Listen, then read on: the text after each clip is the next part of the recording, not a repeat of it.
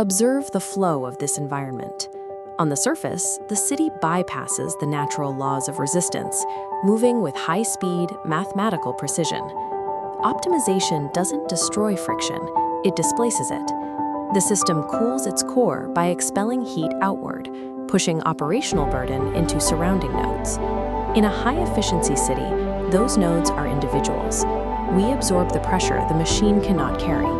The result is an illusion of a frictionless society, a system maintaining speed by offloading the weight of logistics onto the human layer. To see how this works, we have to look away from the movement of the city and focus on a single person standing still. To the city's sensors, they are a static data point, but internally, they are meeting a wave of systemic demands and environmental pressures. The human nervous system serves as the uncredited shock absorber for these high-speed loops of optimization. Because this absorption happens at the biological level, it remains invisible to the logistical dashboards that govern the macro system. The friction hasn't vanished, it simply crossed the boundary, moving from the concrete of the city into the biology of the person. The body runs its own simulation, a localized reality struggling to process an overwhelming feed of external requirements. This creates a timeline discrepancy. This top line, the external world, moves at the speed of light.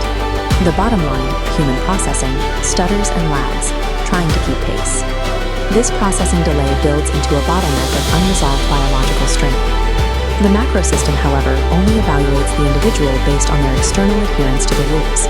If the person is in the right place at the right time, the system registers success, even as the internal biological reality nears a breaking point. The system's definition of alignment is limited to what its sensors can track.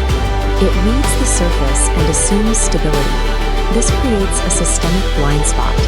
The algorithm assumes health and capacity wherever it sees compliance.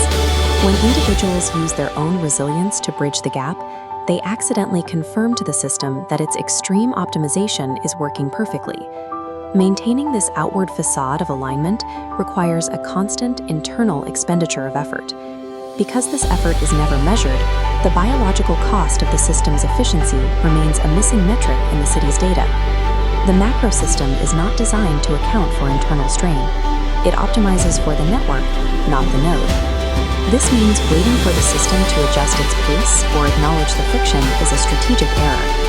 Instead, the individual must take over the management of their own internal reality. Notice how this node seals its borders, creating its own closed-loop environment. Stabilization begins here. You prioritize the rhythm of your internal resources over the impossible speed of the external network. This reallocation of personal energy happens without direct conflict. The node continues to move through the network, but it is no longer governed by the network's noise. Recognizing this invisible layer is the first step toward independent navigation within the simulation. When the internal simulation stabilizes, the relationship between the player and the system changes. You are no longer just absorbing the friction. You are learning how to play.